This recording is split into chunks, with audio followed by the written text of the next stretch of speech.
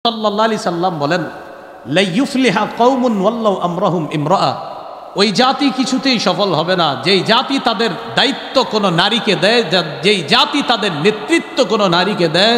আমি নবী বলে গেলাম ওই জাতি কিছুতেই কখনো সফল হবে না। এখন আমি আপনি যদি আমার নবীর কথার বিরুদ্ধে কোনো সফলতা অর্জন করতে চাই, আমরা চাইলেও সফলতা অর্জন হবে না। কেন? আমার আপনার বুঝে আসুক না আসুক, আমার নবীর কথাই চূড়ান্ত সত্য কথা। আল্লাহ আমাদেরকে কথাগুলা মনে রাখার তৌফিক দান করে। এখানে যারা ঠিক ঠিক বলতেছেন, বাহিরে গিয়েও ঠিক থাকার তৌফিক দান করে।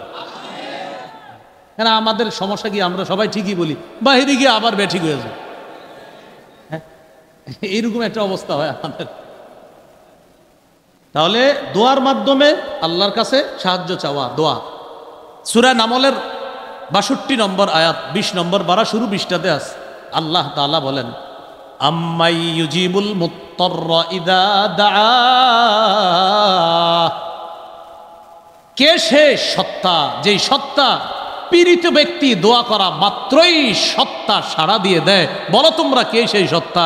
আল্লাহ জবাব দেয়, সেই সত্তা হলেন আল্লাহ। আল্লাহ বলেন, কে সেই সত্তা যে পীড়িত ব্যক্তি, বিপদগ্রস্ত ব্যক্তি, তাকে ডাকলে তিনি সাড়া দেন। আল্লাহ বলেন, সেটা আর কেউ না, আমি আল্লাহই।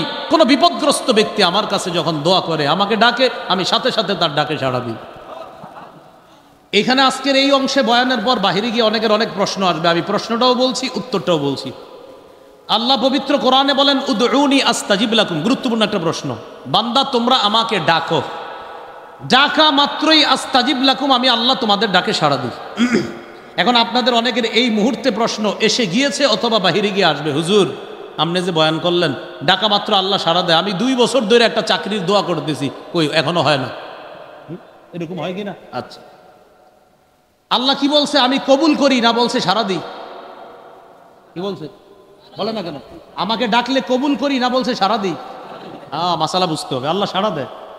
যতবার আল্লাহকে বলি আল্লাহ এটা দেন, আল্লাহ সাড়া দেয়। আল্লাহ, হ্যাঁ বলো কি বলবা? আল্লাহ আল্লাহ আল্লাহ বান্দাকে সাড়া দেয়, হ্যাঁ বল কি বলবা?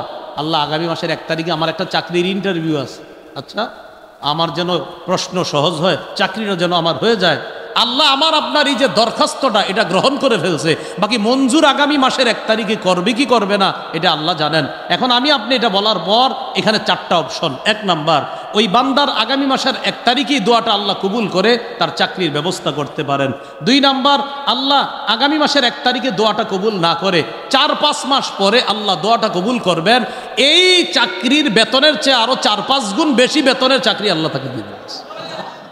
3 নাম্বার, আল্লাহ তার এই দোয়াগুলা কবুল না করে আল্লাহর কাছে চাইছে, আল্লাহ 50,000 টাকার একটা চাকরি আপনি কবুল করেন। আল্লাহ এটা কবুল না করে ও আগামী 2-1 মাসের মধ্যে 5 লাখ টাকার একটা বিপদে পড়তো, 50-এর পরিবর্তে 5 লাখের বিপদ থেকে আল্লাহ তাকে উদ্ধার করে দিবেন। 4 নাম্বার, একটা দোয়া দুনিয়াতে আল্লাহ এই 3টার একটাও না করে স্টকে রেখে দিবেন। জান্নাতে তার মর্যাদা যখন বাড়তে থাকবে, সে বলবে, আল্লাহ আমি তো এত ভালো কাজ করি নাই, আমার এত মর্যাদা বাড়তেছে কেন? আল্লাহ বলবে, দোয়া সবগুলা দুনিয়াতে আমি আল্লাহ, তোমার যত দোয়া আছে আমি তো সাথে সাথে গ্রহণ করেছি, বাকি মঞ্জুর সবগুলা দুনিয়াতে করি নাই, কিছু রেখে দিয়েছিলাম, ওইগুলা এখন দিয়ে দিলাম। ওই বান্দা তখন বলবে, দুনিয়াতে যদি আমার সব দোয়া কবুল না হইতো ভালো হইতো। তাহলে আজকে থেকে মনে রাখা, বলেন ডাকা মাত্রই সাড়া দেন কে? হ্যাঁ, এবার বলেন মঞ্জুর করবেন কার চাহিদা অনুযায়ী? আল্লাহ। হ্যাঁ, আল্লাহ জানে যে আমার বান্দাকে ওই তারিখে মঞ্জুর করলে ওর ভালো হবে না খারাপ হবে, এটা আল্লাহ জানে। যে আমার বান্দা, ও বুঝতেছে আগামী মাসে ওর জন্য কল্যাণ, তো আমি আল্লাহ জানি ওর জন্য আরো 2 মাস পরে কল্যাণ। এটা আল্লাহ তাআলা আমার আপনার কল্যাণ দেখে আল্লাহ ওই দোয়াটা কবুল করবেন। এই জন্য মনে রাখবেন, দুনিয়াতে যত দোয়া করি ওই দোয়া একটাও কোনো লস নাই, প্রত্যেকটা দোয়ার উপকারিতা আছে।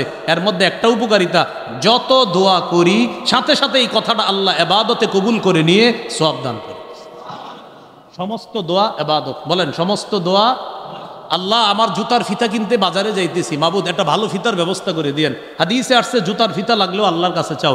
এই যে আপনি বললেন, আল্লাহ আমার যে জুতার ফিতা লাগবে মাবুদ আপনি ব্যবস্থা করে দিন, শুধু আল্লাহকে বললেন।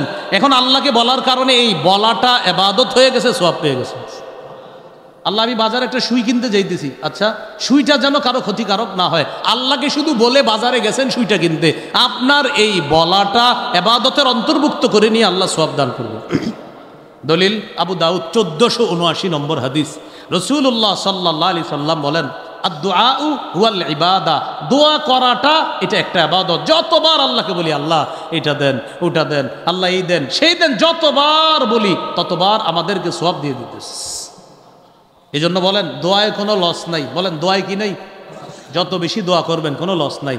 তাহলে 6 নাম্বার, দোয়ার মাধ্যমে আল্লাহর সাহায্য কামনা করা। আল্লাহ আমাদের দেশে যেন ইসলামী হুকুমত কায়েম হয়ে যায়, এই দোয়া আল্লাহর কাছে করা। তো বলছিলাম একটা দোয়া করবেন, আর যেন কোনো নারী শাসক না হয়। আর একটা দোয়া আল্লাহর কাছে করবেন, এটাও করিনি। বলেন চলেন, আল্লাহ আমাদের দেশে 4 কাজের যোগ্যতা রাখে, 10 গুণে গুণান্বিত এমন একজন আদর্শ শাসক, নেতা পাড়ায়, গ্রামে, মহল্লায়, থানায়, জেলায়, বিভাগে, রাষ্ট্রে তৈরি করে দেন। এই দোয়াটা করে কয় কাজের যোগ্যতা রাখে? 4 কাজ। আর গুণ কয়টা? 10টা। কয় কাজের যোগ্যতা? 4 কাজ। আর গুণ কয়টা? এটা আপনারা বয়ানটা একটু দেখে নিন। এটার বয়ান আছে আমার এই ব্যাপারে, আমার আলোচ্য বিষয় এটা না। এই বয়ানটা দেখে নেবেন, এই ব্যাপারে বয়ান আছে। আদর্শ শাসক কিভাবে হবে, কিভাবে নির্বাচন করব। তো 6 নাম্বার, দোয়ার মাধ্যমে বর্তমান পরিস্থিতি থেকে উত্তরণের জন্য আল্লাহর কাছে দোয়া করা। খুব বেশি দোয়া করব, আল্লাহ তৌফিক দান করেন। 7 নাম্বার করণীয়, এটাও একটু বলেন যেন মনে থাকে। বলেন ভরসার মাধ্যমে, সবরের সাথে সাহায্যের অপেক্ষা করা। এবার বলেন ভরসা করব কার উপর? পাশাপাশি ধৈর্য ধরা, যে ভরসার পাশাপাশি ধৈর্যের সাথে আল্লাহর সাহায্যের অপেক্ষা করা। যদি আল্লাহর উপর ভরসা করি আর ধৈর্য ধারণ করি তো আল্লাহ সাহায্য করার ওয়াদা আছে। রাসূলুল্লাহ সাল্লাল্লাহু আলাইহি সাল্লাম বলেন, জেনে রাখো আন্নান নুসরা মা'আস সাবরি। নবীজি বলেন আন্নান নাসরা মা'আস সাবরি, সাহায্য ধৈর্যের সাথে। নবীজি বলেছেন সাহায্য ধৈর্যের সাথে, সবরের সাথে ধৈর্য। আপনার ধৈর্যের সাথে সাহায্য, সবরের সাথে নুসরত বা ধৈর্যের সাথে সাহায্য। আর ভরসা করতে হবে আল্লাহর উপর। সূরা আলী ইমরান 162 নম্বর আয়াতে আল্লাহ বলেন, ইয়ানসুরকুমুল্লাহ ফালা গালিবা লাকুম, আল্লাহ যদি তোমাদেরকে সাহায্য করে পৃথিবীর কেউ তোমাদেরকে পরাজিত করতে পারবে না। তাহলে আমরা কার সাহায্য করব? অপেক্ষার, আল্লাহর সাহায্যের অপেক্ষা আছি, ভরসা করতেছি আর ধৈর্য ধরতেছি। এখন অনেকে বলতে পারেন হুজুর আর কত? আর কত মানে আগের 6টা পূরণ করছেন? যেটি বললাম এটা তো 7 নাম্বার বলছি, আগের 6টা তো রয়ে গেছে। 1 নাম্বারটা ইমানি শক্তি, ইমানি শক্তি আসেনি আপনার। 2 নাম্বার ইসলামে পরিপূর্ণ অনুপ্রবেশ করা। 3 নাম্বার সঠিক ধর্মীয় জ্ঞান অর্জন করে আমল করা। 4 নাম্বার ধর্মীয় জ্ঞানটা প্রচার করা। 5 নাম্বার আল্লাহ দ্বীনের সাহায্যকারী হওয়া। 6 নাম্বার আল্লাহর কাছে দোয়া করা। 7 নাম্বার হলো আল্লাহর উপর ভরসা করে ধৈর্যের সাথে আল্লাহর সাহায্যের অপেক্ষা করা। আপনি শুধু এটা বললে হবে না, হুজুর অনেক ধৈর্য ধরতেছি। তাহলে আমি আপনাকে প্রশ্ন করব, আগের 6টা আপনার মধ্যে আছে কিনা? যদি বলেন একটু কম আছে তাহলে তো হবে না, ওটিও থাকতে হবে। এই গেল 7 নাম্বার। 8 নাম্বার, এইটাও একটু বলি যেন আমরা বলি, মানে এই জন্য যাতে মনে থাকে। 2-4টা তো মনে থাকবে। বলেন ভাতৃপ্রেম বাড়িয়ে দেওয়া, আপোষের মধ্যে ভ্রাতৃত্বের সম্পর্ক জোরদার করা। ভ্রাতৃত্বের সম্পর্ক কি করা? জোরদার। দেখেন বাবার ছেলে কথা বলে না, আমিন জোরে আর আসতে বলা নিয়ে। বাবার ছেলে কথা বলে না, ঘটনা কি? আমিন জোরে আসতে বলা নিয়ে। এখন কথা হলো, যেই এলাকায় আমিন আসতে সুন্নাহের উপর আমল হয় সেখানে আসতে বলাটাই নিরাপদ। যেই এলাকায় আমিন জোরে বলার উপর আমল হয় সেখানে আমিন জোরে বলা এটাও সুন্নাহ। এখন কথা হলো শাফি মাযহাবে আমিন জোরে বলার সুন্নাহের উপর আমল হয়ে যাচ্ছে। আমাদের এশিয়া মহাদেশে আমিন আসতে বলার উপর আমল হয়ে যাচ্ছে। এখন যেখানে বেশিরভাগ মানুষ আমিন আসতে বলছে সেখানে আসতে বলা এটা সুন্নাহ। এটার উপর আমল করার জন্য আরবের বড় বড় ওলামায়ে কেরাম তারাও লেকচার দিচ্ছে, যেখানে যেই সুন্নাহটা প্রতিষ্ঠিত সেখানে ফিতনা থেকে বাঁচার জন্য ওই সুন্নাহের উপর আমল করা এটাই নিরাপদ। এখন কথা হলো, শেষ কথা যেটা, সেটা হলো এই যে আমরা এই বিষয় নিয়ে আমাদের মধ্যে ভ্রাতৃত্বের সম্পর্ক নষ্ট হচ্ছে। আমিন জোরে বলতেছে আর আসতে বলতেছে দুজন ভাই ভাই, কিন্তু এটা কেন্দ্র করে দেখবেন একজন আরেকজনের চেহারাও দেখতে পারবে, এর মারাত্মক পর্যায়ে চলে যাচ্ছে। না, ভাতৃপ্রেম বাড়াতে হবে, ভাতৃপ্রেম বাড়াতে হবে। সূরা হুজুরাতের 10 নম্বর আয়াতে আল্লাহ বলেন, ইন্নামাল মুমিনুনা ইখওয়া, মুমিনরা ভাই ভাই, মুমিনরা সবাই ভাই ভাই। বিদায় হজের ভাষণে নবী বলছেন, এই শোনো তা'লামনা আন্না কুল্লা মুসলিমিন আখুন লিল মুসলিম। আমি নবী ঘোষণা করে গেলাম সারা পৃথিবীর সব মুসলমানকে আমি নবী একজন আরেকজনের ভাই হিসাবে ঘোষণা করে গেলাম। তাহলে একটু সবাই জোরে বলি, আমরা একজন আরেকজনের, আবার আমরা একজন আরেকজনের ভাই। এই সম্পর্কটা বাড়াতে হবে। কিন্তু বাস্তবতা কি জানেন, এই মসজিদের সামনের কাতারে দাঁড়াইছে একজন, পাশে দেখে আমার এমন একজন দাঁড়াইছে পছন্দ না রে, এটা দিয়ে গুতা দেয়। কোথায় গেল ভ্রাতৃত্বের সম্পর্ক বলে? তাহলে 8 নাম্বার ভাতৃপ্রেম বাড়িয়ে দেওয়া। 9 নাম্বার বলেন পারস্পরিক ঝগড়া কমিয়ে আন্তরিকতা বাড়ানো। এটা 9 নম্বর করণীয়।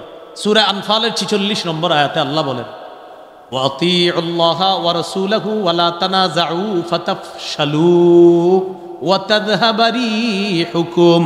আল্লাহ বলেন তোমরা আল্লাহ এবং তার রাসূলের আনুগত্য করো, ওয়া লা তানাযাউ পরস্পর ঝগড়া বিবাদ করো না, ফাতাফশালু যদি তোমরা পরস্পর ঝগড়া বিবাদ করো তাহলে তোমরা দুর্বল হয়ে পড়বা, ওয়া তাযহাবা রিহুকুম তোমাদের শক্তি খর্ব হয়ে যাবে, কমে যাবে। সবাই স্টেজের দিকে তাকান। 1 জন 2 জন 3 জন 4 জন, আমরা 4 জন মিলে এক দল। শক্তি কি কম না বেশি? আমরা 4 জনে 4 দল। হ্যাঁ, আমরা 4 জনে এক দল বেশি, আমরা 4 জনে 4 দল, কমে গেল শক্তি। এখন আমরা দোয়া করি আমাদের দেশের ইসলামী মন মানসিকতার সবগুলা একদল হয়ে যায়। আমাদের দেশের ইসলামী মন মানসিকতার সবাই যদি 10 দিনের জন্য এক হয়, বাতিল ঘুমানোর সুযোগ পাবে না। ইসলামী সবাই এক, আমি তো বললাম ইসলামী সবাই খালি একটা ঘোষণা দেখ যে যা হওয়ার হয়েছে, আমরা ইসলামী মানসিকতা যারা রাখি আমরা এখন থেকে সবাই এক হয়ে গেলাম। হ্যাঁ, আমাদের পরিচয়ের ভিন্নতা থাকতে পারে, কিন্তু আমরা ইসলামের জন্য কাজ করতে গিয়ে সবাই খালি যদি ঘোষণা দেয়, পরের দিন দেখবেন সবার মাথা খারাপ, বাতিলদের পুরাই মাথা খারাপ হয়ে যাবে। কি ঘটনা, সর্বনাশ, এটা কিভাবে সম্ভব, এরকম হয়ে যাবে। এই যে আমরা দেখেন, আমরা 4 জনে 4 জন না থাইকা 4 জনে এক হওয়া দরকার। এটা বললাম পারস্পরিক ঝগড়া কমিয়ে আন্তরিকতা বাড়ানো। এটা আল্লাহ সূরা আনফালে বলছে যদি তোমরা আল্লাহ আল্লাহ রাসূলের আনুগত্য করো, ওয়ালা তানাযাউ পরস্পর ঝগড়া করো না, ফাতাফশালু যদি করো ও তোমরা কিন্তু দুর্বল হয়ে যাবা, ওয়া তাযহাবা রিহুকুম সাথে সাথে বলছে তোমাদের শক্তি খর্ব হয়ে যাবে। কেন? এই দেখেন 4 জনের শক্তি ছিল বেশি, আলাদা হয়ে গেলাম, শক্তি খর্ব হয়ে গেল। আল্লাহ আমাদেরকে এই গুরুত্বপূর্ণ কথাগুলা মনে রেখে লালন ধারণ পালন করার তৌফিক দান করেন। তাহলে 9 নাম্বার পারস্পরিক ঝগড়া বিবাদ কমিয়ে আন্তরিকতা বাড়ানো। মাশাআল্লাহ আমরা দেখতেছি এখন ইসলামী সমমাননা এবং মন মানসিকতার দলগুলা আস্তে আস্তে তাদের অতীতের ঝগড়া বিবাদ যা কিছু ছিল এইগুলা কমিয়ে আলহামদুলিল্লাহ একত্রিত হওয়ার চেষ্টা করছে। আমরা আল্লাহর কাছে দোয়া করি আরো বেশি তারা এক এবং ন্যাক হয়ে ঐক্য হয়ে তারা যেন ইসলামের একটা বড় শক্তি হিসাবে নিজেদেরকে প্রতিষ্ঠিত করতে পারে। আল্লাহ তৌফিক দান করেন। এটার জন্য কিন্তু দোয়া করা। আমরা শুধু শুধু কি বই থর তুই হের লগে মিলস খা, তুই হের লগে মিলস খা, এরকম না, বরং দোয়া করা আল্লাহ এক করে দেন, আল্লাহ এক করে দেন, আল্লাহ এক করে দেন। আল্লাহ তৌফিক দান করে। আবু দাউদের হাদিস 4800 নম্বর হাদিস, রাসূলুল্লাহ সাল্লাল্লাহু আলাইহি সাল্লাম বলেন আনা জাইমুন বিবাইতিন ফি রাবাজিল জান্নাহ লিমান তারাকাল মিরাআ। যে ব্যক্তি ঝগড়া পরিহার করে আমি নবী তার জন্য জান্নাতের মাঝে একটা ঘরের জিম্মাদার হয়ে গেলাম। তাহলে ঝগড়া বিবাদ কমিয়ে পারস্পরিক আন্তরিকতা বাড়ানো, এটা 9 নাম্বার। 10 নম্বর পৃথিবীর কোনো এক জায়গায় একজন মুসলমান আক্রান্ত হলে আমরা সবাই আক্রান্ত হতে হবে। আবার বলছি 10, পৃথিবীর যে কোনো প্রান্তে একজন মুসলমান আক্রান্ত হলে এই আমি আপনি আমরা এখানে যারা আমরা প্রত্যেকে আক্রান্ত হতে হবে, এটা 10 নম্বর। এখন বলেন ফিলিস্তিনের মুসলমানরা আক্রান্ত আছে কিনা? গাজার মুসলমান শিশুরা নারীরা আক্রান্ত কিনা? আমার আপনার চোখে পানি আসে না? আমার আপনার তাদের জন্য সহমর্মিতা যদি প্রদর্শন না হয়, আমি আপনি যদি কোনো স্বার্থের কারণে তাদের পক্ষে কথা না বলি, বুঝতে হবে তাদের জন্য আমার দিলে কোনো মায়া নাই, তাদের জন্য আমার শরীরে কোনো আঘাত নাই। আল্লাহ রাসূল বলেছেন আল মুসলিমুনা কা জাসাদিন ওয়াহিদ, সারা পৃথিবীর সমস্ত মুসলমান একটা দেহের মতো আমি নবী ঘোষণা করলাম। দেহের এক অঙ্গে আঘাত লাগলে সারা শরীরে আঘাত হয়। সারা পৃথিবীর কোনো এক জায়গার মুসলমান আঘাতপ্রাপ্ত হওয়া মানে তোমার দেহের একটা অংশ আঘাতপ্রাপ্ত হয়েছে, তুমিও তার ব্যথায় ব্যথিত হওয়া, আমি নবী এটা তোমাদেরকে বলে গেলাম।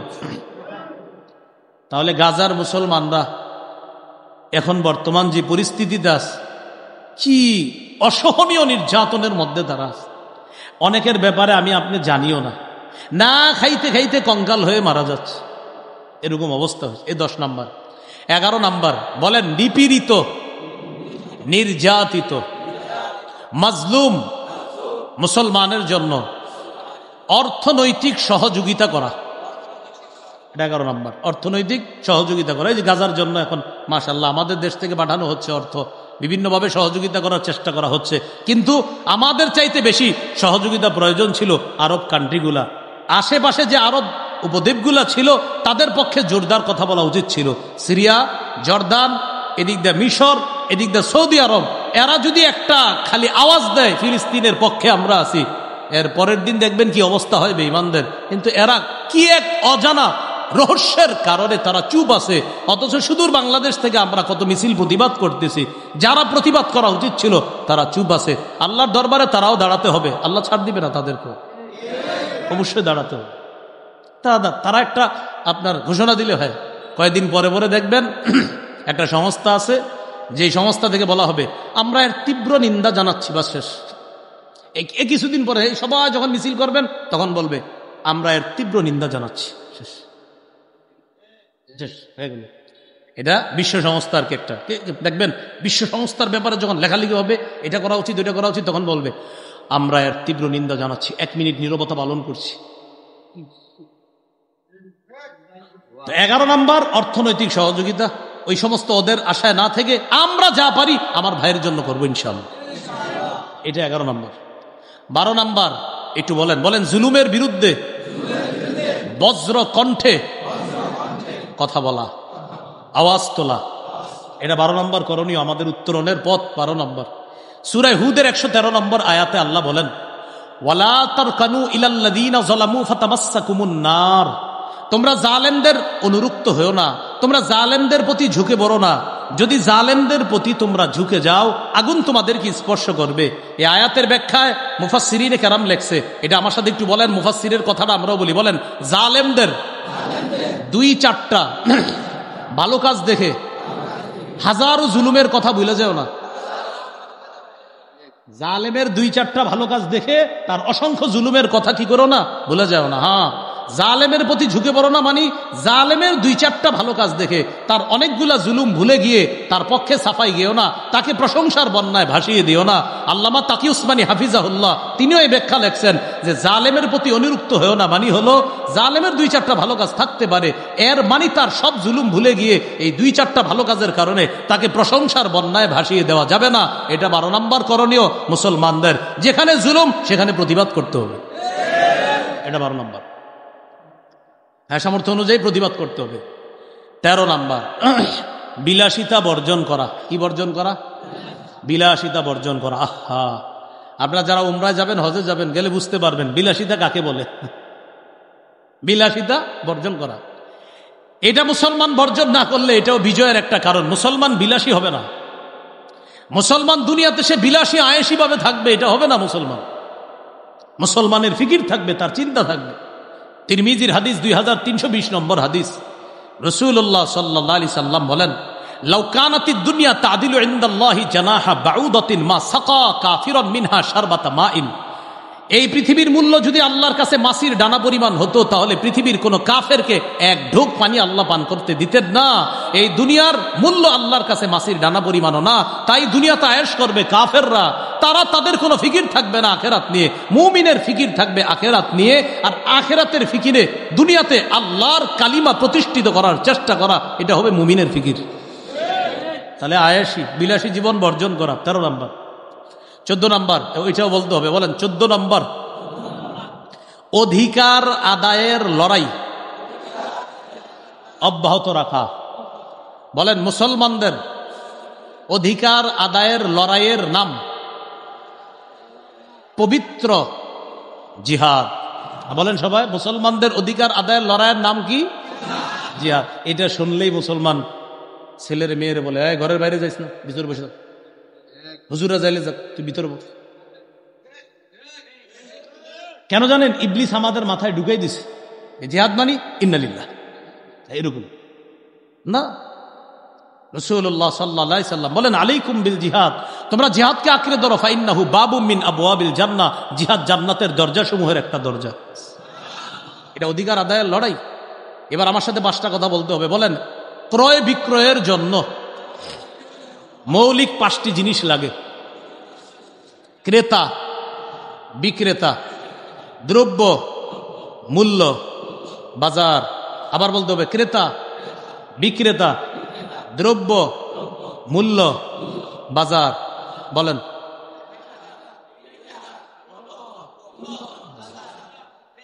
আল্লাহ। বলেন, ক্রেতা আল্লাহ, বিক্রেতা মুমিনগণ, দ্রব্য জানমাল, মূল্য জান্নাত, বাজার জিহাদের ময়দান।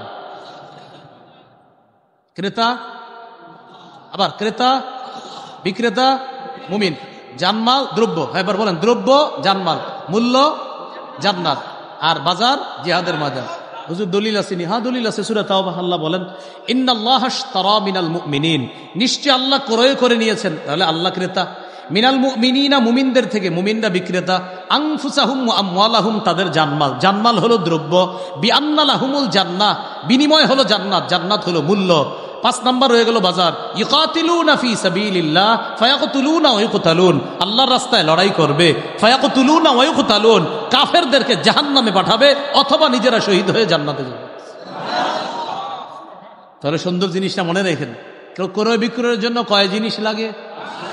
1 ক্রেতা, 1 2 বিক্রেতা, 3 দ্রব্য, 4 মূল্য, 5 বাজার। এবার বলেন তো, আল্লাহর সাথে একটা ক্রয় বিক্রয় আছে, ক্রেতা কে? 2 নাম্বার, বিক্রেতা কারা? 3 নাম্বার, দ্রব্য কি? 4 নাম্বার, এই দ্রব্যের মূল্য কি? 5 নাম্বার, বাজার। সূরা তাওবা 111। হ্যাঁ, দেখে নিবেন। আল্লাহ আমাদেরকে মনে রাখার তৌফিক দান করে। তাহলে মুসলমানদের অধিকার আদায়ের লড়াইয়ের নাম জিহাদ। মুসলমানদের অধিকার আদায়ের লড়াইয়ের নাম জিহাদ। রাসূলুল্লাহ সাল্লাল্লাহু আলাইহি সাল্লাম বলেন, মান মাতা ওয়ালাম ইয়াগজু ওয়ালাম ইউহাদ্দিস বিহি নাফসা মাতা আলা শু'বাতিন মিনান নিফাক, যে ব্যক্তি মারা গেল এবং সে জিহাদ করলো না অথবা মনে মনে জিহাদের সংকল্প করলো না, সে মুনাফিকের একটা অংশে সে মৃত্যুবরণ করলো। কেমন যেন তার মুনাফিকি মৃত্যু হলো। নাউজুবিল্লাহ। এই গেল 14 নাম্বার। তাহলে 13 নাম্বার গেল বিলাসী জীবন বর্জন করা। 14 নাম্বার অধিকার আদায়ের লড়াই অব্যাহত রাখা। 15 নাম্বার একজন যোগ্য শাসক আল্লাহর কাছে চেয়ে নেওয়া এবং আমরা একজন যোগ্য শাসককে নির্বাচিত করার চেষ্টা করা। কি শাসক? যোগ্য শাসক। ওই যে বলছিলাম আগে, 4 কাজের যোগ্যতা রাখে আর 10 গুণে গুণান্বিত। 4 কাজের যোগ্যতার কথা সূরা হজের 41 নম্বর আয়াতে আছে, আর 10টি গুণের কথা কোরআনের বিভিন্ন আয়াত, ওই আয়াতগুলোর মধ্যে আছে। সূরা নামলের 35 থেকে 36 নম্বর আয়াত, সূরা নামলের 15 থেকে 19 নম্বর আয়াত, সূরা সদের 26 নম্বর আয়াত, সূরা সদের 30 নম্বর আয়াত, সহিহ বুখারীর 6788 নম্বর হাদিস, সূরা কাহাফের 83 থেকে 98 নম্বর আয়াত। এই আয়াতগুলোর মধ্যে আপনার একজন আদর্শ শাসকের কি কি গুণ হবে, এই গুণগুলা নিয়ে আলোচনা আছে। সূরা নিসা 58 নম্বর আয়াত, সূরা মাইদা 48 থেকে 50 নম্বর আয়াত। এইগুলার মধ্যে আছে একজন আদর্শ শাসকের গুণ কি হবে। আর 4টি কাজের কথা আছে সূরা হজের 41 নম্বর আয়াতে। আল্লাহ বলেন, আল্লাযীনা ইম্মাক্কান্নাহুম ফিল আরদ আকামুস সালাহ ওয়া আতাউয যাকাহ ওয়া আমারু বিল মা'রুফ ওয়া নাহাউ আনিল মুনকার। আমি যাদেরকে রাষ্ট্রের ক্ষমতায় বসাই, পৃথিবীতে যাদেরকে ক্ষমতা দান করি, তাদের মৌলিক কাজ হলো 4টা। রাষ্ট্রীয়ভাবে নামাজ প্রতিষ্ঠিত করা, রাষ্ট্রীয়ভাবে যাকাতের বিধান চালু করা, রাষ্ট্রীয়ভাবে সৎ কাজের আদেশ করা, রাষ্ট্রীয়ভাবে অসৎ কাজের নিষেধ করা। এমন কাউকে দায়িত্ব না দেওয়া যে নিজে নামাজ পড়ে না, যে নিজে কি পড়ে না, নামাজ পড়ে, এরকম না করা। তাহলে 15 নাম্বার একজন আদর্শ যোগ্য নেতা নির্বাচন করা। মনে থাকবেন ইনশাল্লাহ। এবার 4টি কথা আমার সাথে বলেন। বলেন, সাক্ষ্য, সুপারিশ, প্রতিনিধি, আমানত। এবার বলেন আমি কাউকে, সবাই, আমি কাউকে সমর্থন করা মানি, তার পক্ষে সাক্ষী দেওয়া। আমি কাউকে সমর্থন করা মানি তার পক্ষে সুপারিশ করা। আমি কাউকে সমর্থন করা মানি তাকে জনগণের প্রতিনিধি বানানো। আমি কাউকে সমর্থন করা মানি আমার আমানত তার পক্ষে রাখা। এই 4টি কথা বলেন মাথায় রেখে আগামীতে চোখ, কান, হাত, পা চালাতে হবে। মনে থাকবেন, সাক্ষ্য, সুপারিশ, প্রতিনিধি, আমানত। ভুল করবেন আল্লাহর কাছে দাঁড়াতে হবে। আপনি যার সমর্থন করলেন তার পক্ষে আপনি সাক্ষী দিলেন, আল্লাহ জিজ্ঞাসা করবে সাক্ষী সঠিক জায়গায় দিছো কিনা। যদি ভুল হয় ধরা খাবেন। 2, সুপারিশ করছেন আপনি, সূরা নিসা 85 নম্বর আয়াত। সুপারিশ যদি ন্যায়ের পক্ষে হয় বেঁচে যাবেন, অন্যায়ের পক্ষ হবে ধরা খাবেন। 3 নাম্বার, প্রতিনিধি নির্বাচন করতেছেন, উকিল নির্বাচন করতেছেন, মানুষের প্রতিনিধি এমন কাউকে বানালেন যিনি উল্টা মানুষের ক্ষতি করে, তো রবের কাছে দাঁড়ানোর জন্য তৈরি থাকেন। 4 নাম্বার, আপনি সমর্থন করা মানে আপনার আমানত তার পক্ষে আপনি দেওয়া। এই আমানতের খেয়ানত করেছেন কিনা সূরা নিসা 58 নম্বর আয়াত পড়ে দেখেন, আল্লাহর কাছে দাঁড়ানোর জন্য তৈরি থাকেন। তাই এই 4টি কথা আমাদের জন্য ন্যায়ের পক্ষে হয়, অন্যায়ের পক্ষে যেন না হয়। তাহলে আপনারা শুধু বলবেন ন্যায়ের পক্ষে, আর আমি শুধু বলেন সাক্ষ্য ন্যায়ের পক্ষে।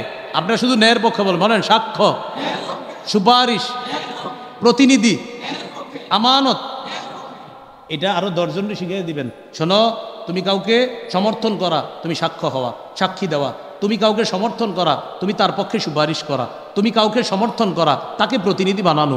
তুমি কাউকে সমর্থন করা, তোমার আমানতটা তার পক্ষে রাখতেছো। সাবধান, এগুলো যেন ন্যায়ের পক্ষে হয়, অন্যায়ের পক্ষে যেন না।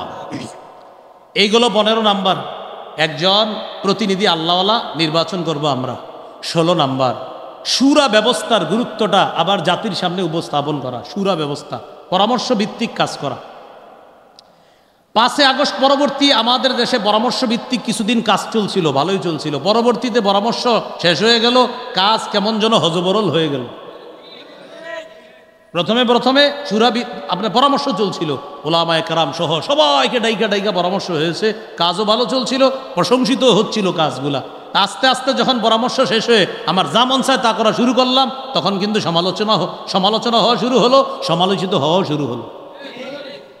সূরা আলী ইমরান 159 নম্বর আয়াতে আল্লাহ বলেন, ফাইদা আযামতা ফাতাওয়াক্কাল আলাল্লাহ ইন্নাল্লাহা ইউহিব্বুল মুতাওয়াক্কিলিন। এর আগে আল্লাহ বলেন ওয়াশাবিরহুম ফিল বিভিন্ন বিষয়ে আপনি পরামর্শ করেন, করার পর যখন আপনি দৃঢ় প্রতিজ্ঞা করবেন, ফাইদা আযামতা, আমি কাজটা করবই, ফাতাওয়াক্কাল আলাল্লাহ, আল্লাহর উপর ভরসা করেন, ইন্নাল্লাহা ইউহিব্বুল মুতাওয়াক্কিলিন, আল্লাহ ভরসাকারীদেরকে পছন্দ করেন। এই জন্য আগামীতে আমাদের দেশে কিছু হওয়া, এটা রাষ্ট্রের সবার পরামর্শ মোতাবেক হওয়া উচিত। কি বলেন আপনারা? হ্যাঁ, গুরুত্বপূর্ণ ব্যক্তিদের পরামর্শে হওয়া উচিত, অন্যথায় বিপর্যয়ের সৃষ্টি হতে পারে। আল্লাহ হেফাজত করেন। এইগুলো 16 নাম্বার। সর্বশেষ 17 নাম্বার, এটা বলেন অমুসলিমকে বন্ধু হিসাবে গ্রহণ করা যাবে না, যতই চকচকে হোক। যদি কোনো কাফের দেখেন আপনার সাথে ভালো কোনো সম্পর্ক স্থাপনের চেষ্টা করে, বুঝবেন এটার পিছনে ওর কোনো ষড়যন্ত্র আছে। 6 নাম্বার পারা 16 নাম্বার পৃষ্ঠা সূরা মাইদা 51 নম্বর আয়াতে আল্লাহ বলেন, ইয়া আইয়ুহাল্লাযীনা আমানু লা তাত্তাখিযুল ইয়াহুদা ওয়ান নাসারা আউলিয়া, হে ঈমানদারগণ, তোমরা ইহুদি খ্রিস্টানদেরকে অভিভাবক রূপে, বন্ধু রূপে গ্রহণ করো না। বা'দুহুম আউলিয়া ও বা'দ, তারা একে অপরের অভিভাবক। ওয়া মাইয়া তাওয়াল্লাহুম মিনকুম, তোমাদের মধ্যে যারা তাদেরকে বন্ধু হিসাবে গ্রহণ করবে, তাদেরকে অভিভাবক বানাবে, ফাইন্নাহু মিনহুম, সে তাদের অন্তর্ভুক্ত হয়ে যাবে। হাদিসে আসছে, মান তাশাব্বাহা বিকাউমিন ফাহুয়া মিনহুম, যে জাতির সাদৃশ্যতা অবলম্বন করে সে তাদের অন্তর্ভুক্ত হয়ে যায়। আল্লাহ আমাদের সকলকে, এই 17টা কারণ বললাম যে আমরা যদি আমাদের বিপর্যয় থেকে উত্তরণ কামনা করি, তাহলে আপাতত 17টা বিষয় মাথায় রাখা। আমি সংক্ষেপে আবার বলছি, আপনারা সর্বশেষ একটু মন দিয়ে শোনেন। আমরা কঠিন এক পরিস্থিতিতে আছি। এই পরিস্থিতিতে আমরা কেন আছি? আমাদের ইমানি শক্তি কমে গেছে। হুজুর, ইমানি শক্তি কেন কমে? গুনাহের কারণে। হুজুর, গুনাহ করবো না কেন? 4 সাক্ষী আমার বিরুদ্ধে, আপনার বিরুদ্ধে সাক্ষী হবে, এই জন্য গুনাহ করা যাবে না। তো প্রথম কথা হলো ইমানি শক্তি বাড়িয়ে দেওয়া। 2 নাম্বার, ইসলামে পরিপূর্ণভাবে প্রবেশ করা। 3 নাম্বার, জ্ঞান অর্জন করে সে অনুযায়ী আমল করা। 4 নাম্বার, আমি যে সঠিক বিষয়টা শিখলাম এটা অন্যের কাছে প্রচার করা। 5 নাম্বার, আল্লাহর দ্বীনের সহযোগিতা করা। 6 নাম্বার, দোয়া করা। 7 নাম্বার, ভরসা করার পাশাপাশি ধৈর্যের সাথে আল্লাহর সাহায্যের অপেক্ষা করা। 8 নাম্বার, আপোষের মধ্যে ভ্রাতৃত্বের সম্পর্ক জোরদার করা। 9 নাম্বার, আপোষের মাঝে ঝগড়া বিবাদ কমিয়ে আন্তরিকতা বাড়ানো। 10 নাম্বার, পৃথিবীর কোনো এক প্রান্তে একজন মুসলমান নির্যাতিত হলে তার আঘাতে আমরা আঘাতপ্রাপ্ত হওয়া। 11 নাম্বার, মাজলুম, নিপীড়িত নির্যাতিত মুসলমানদের জন্য অর্থনৈতিক ত্রাণ তহবিলের ব্যবস্থা করা। 12 নাম্বার, জুলুমের বিরুদ্ধে বজ্র কণ্ঠে বজ্র আওয়াজে কথা বলা। 13 নাম্বার, বিলাসী জীবন বর্জন করা। 14 নাম্বার, অধিকার আদায়ের লড়াই অব্যাহত থাকা, এটা জানি কি? জিহাদ। অধিকার আদায়ের লড়াইটা জানি কি? 15 নাম্বার, একজন যোগ্য নেতা নির্বাচন করা কয় কাজের যোগ্যতা রাখে? 4 কাজ। কয় গুণে গুণান্বিত? 10 গুণে গুণান্বিত। 16 নাম্বার, শুরা ব্যবস্থার আপনার কার্যকারিতা। ওলামায়ে হযরত মিম্বর থেকে আরও জাতিকে বোঝাতে হবে যে শুরা ব্যবস্থায় কতটা উপকার আছে মানুষের, এগুলো বোঝানো। 17 নাম্বার, অমুসলিমদেরকে বন্ধু হিসাবে গ্রহণ না করা অন্তর থেকে। তাদের সাথে হ্যাঁ কিছু চুক্তি হতে পারে, সাময়িক চুক্তি হতে পারে, অন্তর থেকে কোনো বন্ধুত্ব তাদের সাথে হবে না, কারণ তারা কখনো আমাদের কল্যাণ চায় না। এই 17টি বিষয় মনে রাখবো। আজকে আপনারা যে বিষয় দিয়েছেন মুসলমানদের বর্তমান পরিস্থিতিতে কি করণীয়, আমি 17টি করণীয় বললাম। আল্লাহ আমাদের সকলকে এই কথাগুলা যেন মনে রেখে আমাদের জীবনটা বিপর্যয় থেকে যেন আমরা উত্তরণের পথ আল্লাহর কাছ থেকে চেয়ে নিতে পারি। আল্লাহ তৌফিক দান করেন। সুবহানাল্লাহি ওয়া বিহামদি, সুবহানাকাল্লাহুম্মা ওয়া বিহামদিকা, আশহাদু আল্লা ইলাহা ইল্লা আনতা, আস্তাগফিরুকা ওয়া আতুবু ইলাইক। আমিন ওয়া আখিরু দাওয়ানা আলহামদুলিল্লাহি রাব্বিল আলামিন। আপনাদের যাদের কিতাবের প্রয়োজন, আমার একটা সংকলন আছে মিম্বরে আমানত, 2টি সংকলন, একটা মিম্বরে আমানত আর একটা হলো পাপ। পাপ কিতাবটি এখনও ওনারা আনে নাই। পাপ কিতাবটি আসলে এখনও আপনার ওই